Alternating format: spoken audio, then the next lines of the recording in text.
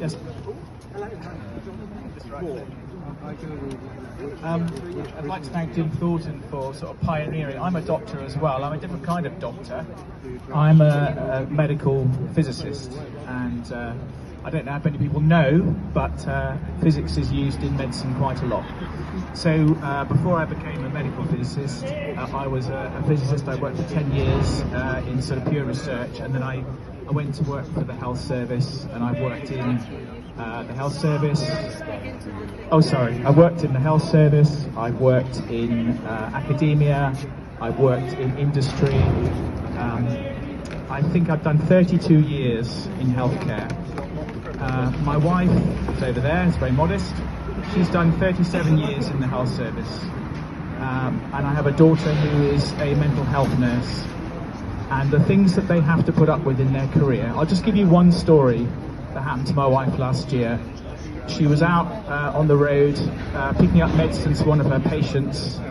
A member of the public approached her with a knife, tried to steal her car from her.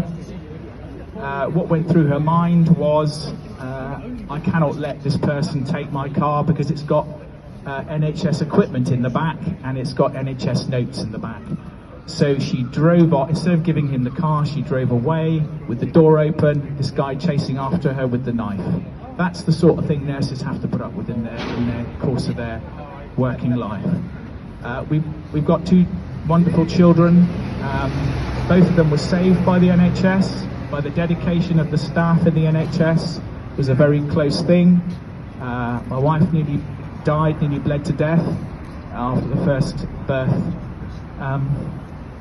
My interest in the case started quite late, actually, when I heard David Davis speaking in Parliament about the fact we weren't allowed to see the Rachel Aviv article. So I started looking into it, and what I found was truly appalling.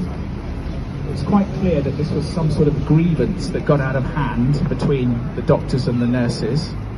We don't know the details, but as has been said already, Lucy won her case, won her grievance case.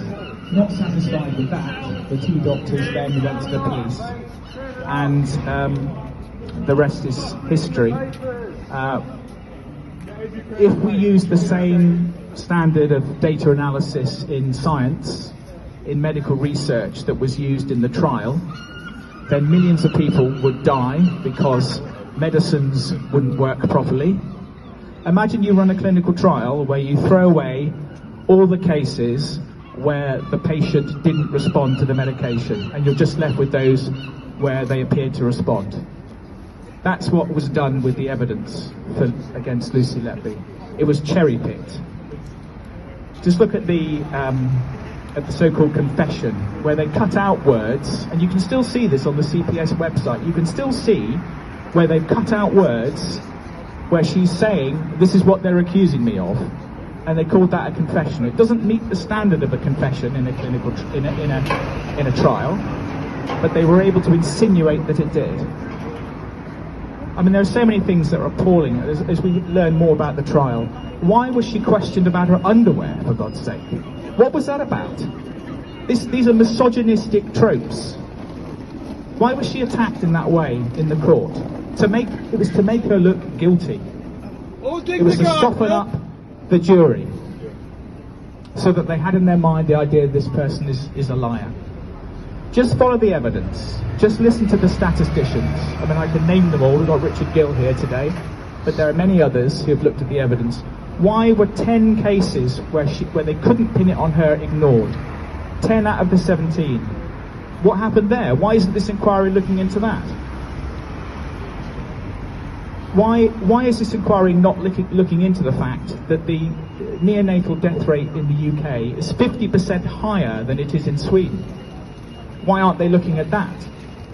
Why aren't they looking at the fact that maternal and neonatal death rates are rising again in the UK? They should be falling. Medical science is progressing. We know more. We know how to treat things better. Why is it getting worse? Anyway, just look at the evidence. You don't have to take my word from it. You can listen to the expert panel. We've got enough experts now coming forward to say that the babies died from natural causes or from medical negligence. I do not know who the police are now talking about when they talk about gross negligence manslaughter. If it's more nurses or managers who are simply doing their job and trying to protect Lucy Letby from false allegations, then this country is descending into a superstitious backwater. Is that what we want for our children?